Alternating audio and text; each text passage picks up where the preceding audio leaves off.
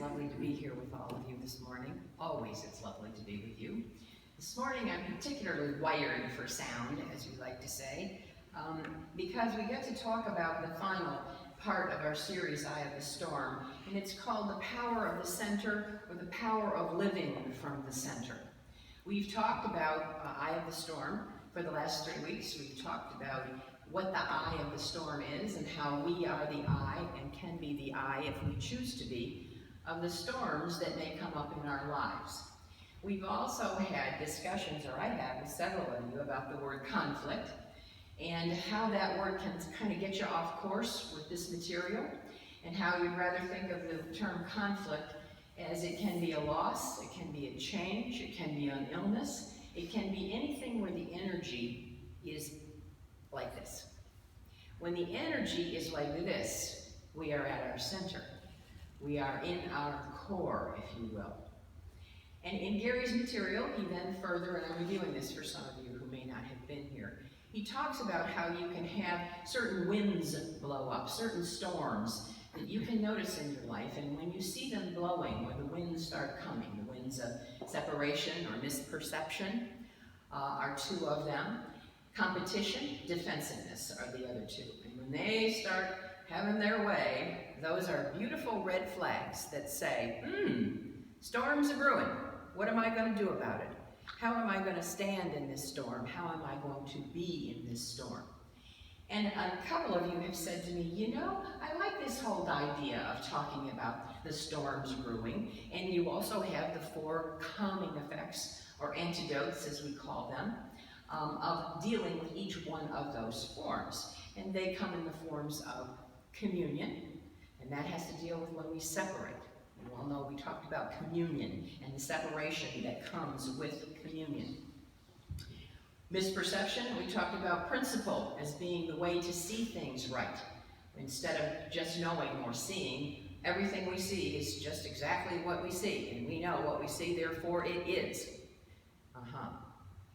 Okay, then there's competition, and competition led us to the antidote of asking the question, when you're in competition, are you living your life on purpose? And then some of you said to me, I have no clue what my purpose is.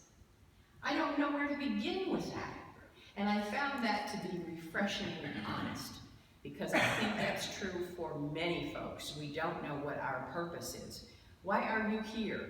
And as Gary has asked the question over time, what is your reason for being here? Why are you here?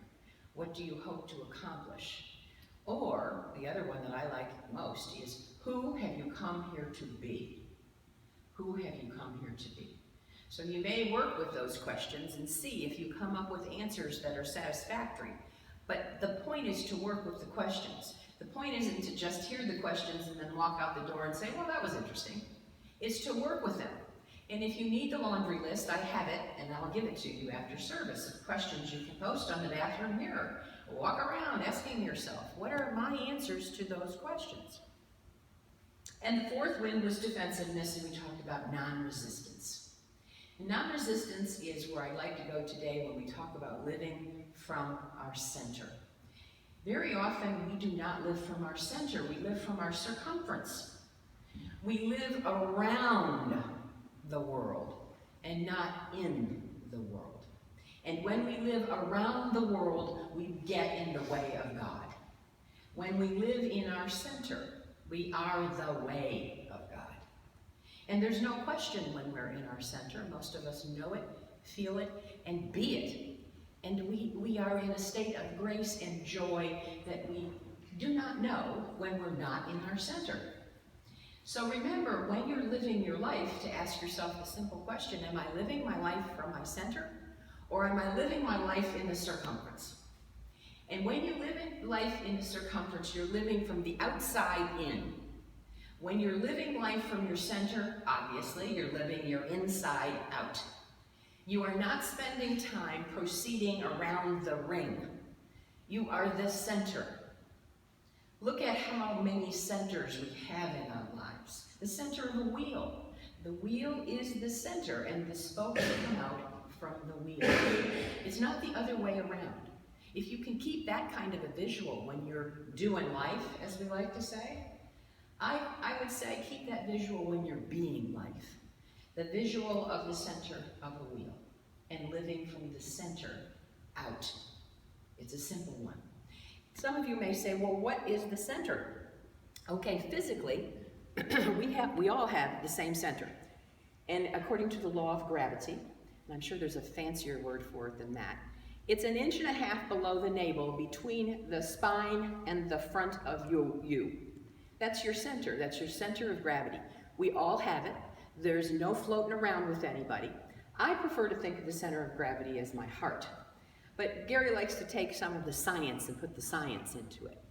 And what we do metaphysically with this is we say, when one center meets another center, there is cohesion, cohesiveness.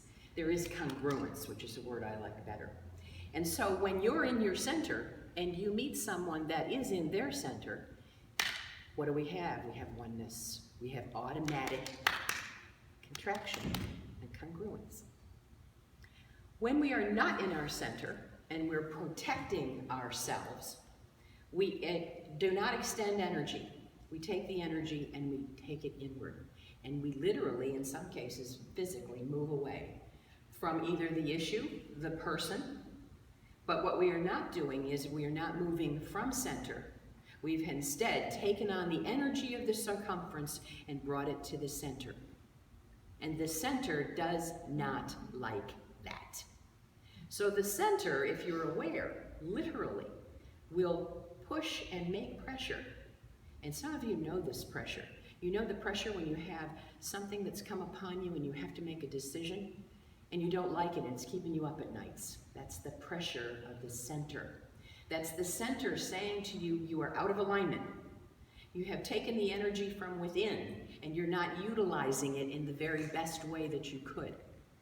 Instead, you're taking all the negativity, the toxins from the outside and bringing it inside, rather than thinking in terms of working from your internal center. Our internal centers are powerful, beyond measure. Why? Because when we're in the center, we're in the Christ of our being. So try and think as you move through life, both think and feel, to move from your center. Not to look where energy is coming from and move to the energy. No, it's to see the energy, the challenge, the illness, the relationship, the problem, and then say, I'm going to work this, I'm going to be this from the core of my being, where I am in my truth, where I am strong. Instead of running over to the energy that's on the circumference, being the problem, or the person, or the challenge, and saying, how am I going to deal with this? Oh my goodness, I don't know what to do. This is awful. How could this happen to me? That's a famous one. I used to like that one a lot. Why me? What's the deal, God? Why me? I live a pretty good life. Well, when I'm busy over here asking God, why me? I could easily be working from my inside to the external solving of the issue. Why? Because when I'm in my center, when you're in your center, when we're all in our center, we're in divine flow. And that allows for the creative idea to express. Unity, our Trinity, is mind, idea, expression. That is our Trinity. So from mind comes expression, comes idea, creative ideas. Those creative ideas then come through us and allow us to come up with the best answers, to come up with sometimes what not to say. Zip it could be a good one. When we do that, we are trusting that the center is in control, not us. And the trust word is a big word. It comes down to, do you believe this and will you practice it? Do you believe that when you're in your center, when all those components of wholeness are working, that the answers will come, even in spite of the fact the situation looks very dire. The situation looks like it has no solution. The situation, when you look at it that way, doesn't have a solution that you can come up with, my friends. That's not our job. Our job is to be open as vessels, to be standing in that vessel, in our very core, and allowing the creative spirit to work in and through us. It takes practice. It takes practice, and it takes understanding at the very basics to not contract your energy, but instead to open yourself to the flow of spirit. It is an amazing, powerful way to live your life. But sometimes, and I say but, we understand that intellectually, but we just can't get it through to do on a regular basis from our heart. So I'm going to ask you to spend some time right now thinking through your heart.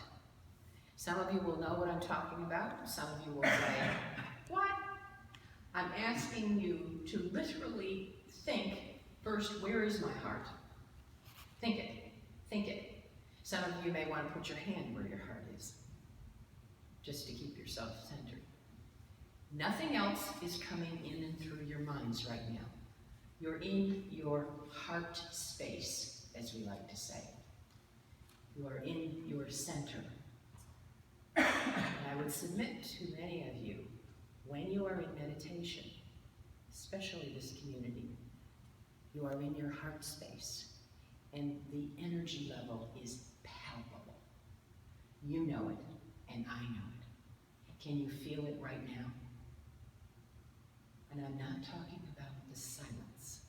I'm talking about the energy level of love, of your heart.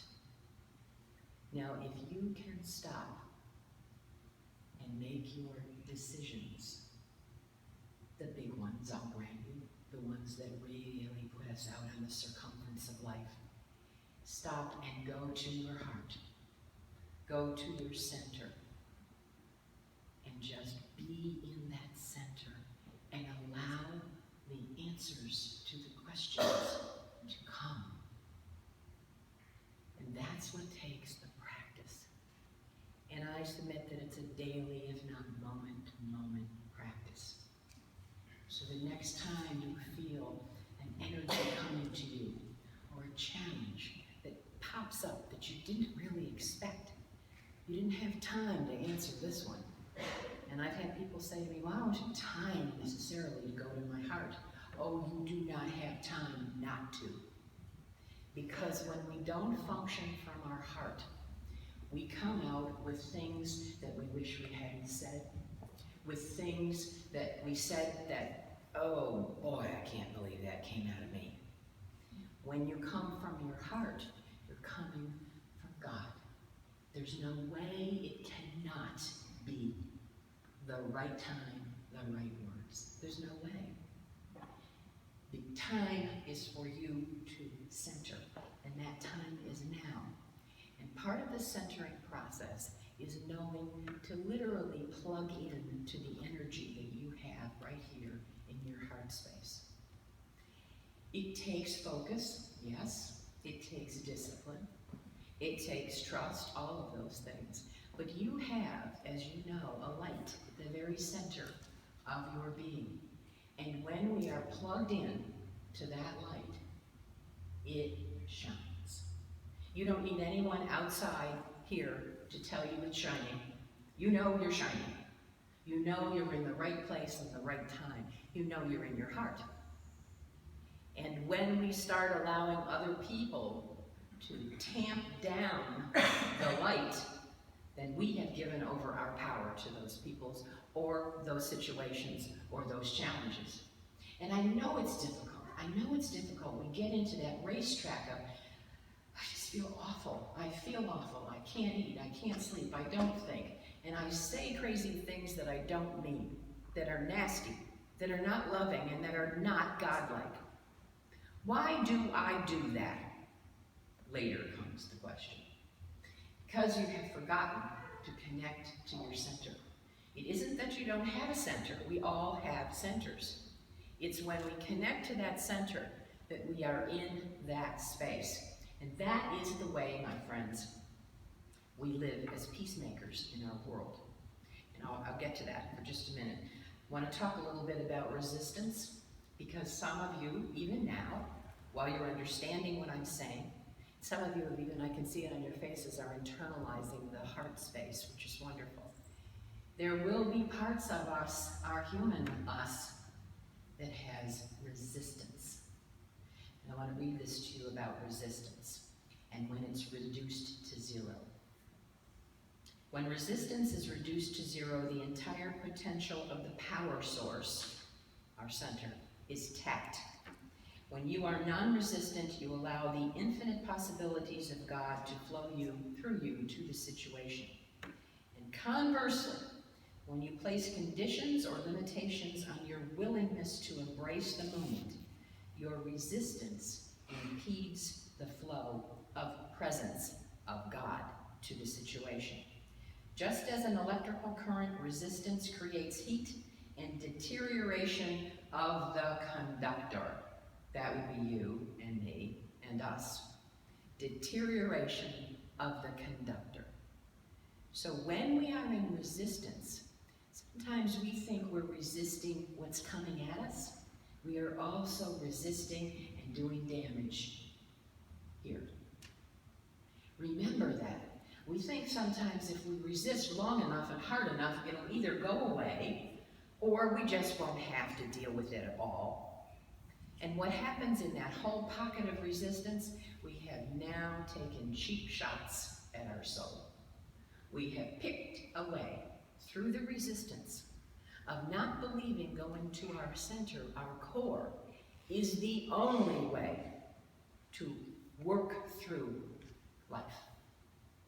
So the resistance for us, and we've all been trained in resistance, these come from childhood. We got it early, all of us, some still getting it. Now's the choice. If you think each time you go into a stance of resistance, you go into a mode of fear, of doubt, that you are picking away, you're shredding away your very soul. Some of you will react to that and say, no, you can't shred the soul. Really? Then why, my friends, do we sometimes have the agony, the dark night of the soul? It's us picking away at us. And we do it so well sometimes that it makes me wonder, about myself mostly, why do I continue to do what I do sometimes when I know that I have my core, my center? And if I can align myself by simply stopping. That's for starters, to simply stop. And then, here are some of the questions you might ask yourself when you stop and remember to go to your core. What am I making this mean? How is it possible that this feels like such a threat to me? What belief do I have about myself that supports this feeling I have regarding the person or the situation? And what inner resource, this is something we talked about yesterday, am I missing in order not to feel uneasy about this situation? What part of me wants to push this away or make the other person wrong? So, there's a series of questions you can ask yourself. And we can start small with these things. I realize for many of us, our challenges come up on the fly, in the office, on the street, with the family. Mom calls, and boom, there we are. It doesn't have to be boom, there we are. If it's boom, there we are, we've gone to the circumference. We've allowed the circumference to come in and chomp away. We haven't said, I'm working this from my core. I'm going to stand in my core and I'm going to work this issue from my core, trusting that I will say the right thing and the answers will be there. And they may not be there as the first time out the chute. The point is to remember to return to center. Remember to live from God, to plug in to that energy source, that center that is always with us. We take it everywhere. And why we choose sometimes to leave it in the trunk, I have no idea. Because it is so important to us. So for those of you, and I add this last piece because this is important to Gary, and I think it's important to all of us. He puts in his last chapter about being a peacemaker. Because he knows when we come from our center, We are coming from God. And if we do that all the time, be walking and talking and being the God in our life, the Christ in our life, our world can be nothing but peaceful. And that's why I read this prayer during meditation. This is from St. Teresa of Avila. And I'm going to read it again. I know you heard it, but try it now with this new perspective of coming from your core. Christ has no body now on earth but yours. Yours are the hands with which Christ can bless the world. Yours are the eyes with which Christ can shine compassion on a troubled world. Yours are the feet with which Christ walks to do good. Christ has no body but yours, no hands, no feet, no eyes on earth but yours. Walk with that one. Walk with that one and see if you cannot find some way, somehow, to come from this perspective of living from your center. When we live from our center, we are peacemakers in the world. And so I close with this peace statement from Unity, because some of you have never heard it, and for some time we didn't know Unity even had a peace statement. You may not agree with it, but I'm asking you to listen to it as a peacemaker. And you are only a peacemaker if you're coming from your center. Unity stands for peace in the presence of conflict. That would be you and me. For love in the presence of hatred. For forgiveness in the presence of injury. Unity honors the many names for God, the many paths to God, the many ways to worship God. For there is only one power and presence of God, and that God loves each one of us equally. It is therefore the position of the Association of Unity Churches to urge all nations, their leaders, and their people to turn to God by whatever the name for guidance during these challenging times and pursue peace. Not war, for this is what honors the God of all of our faith traditions. Unity stands for peace in our lifetime. Unity stands, not mothership unity, you and me unity, stand for peace. God bless you.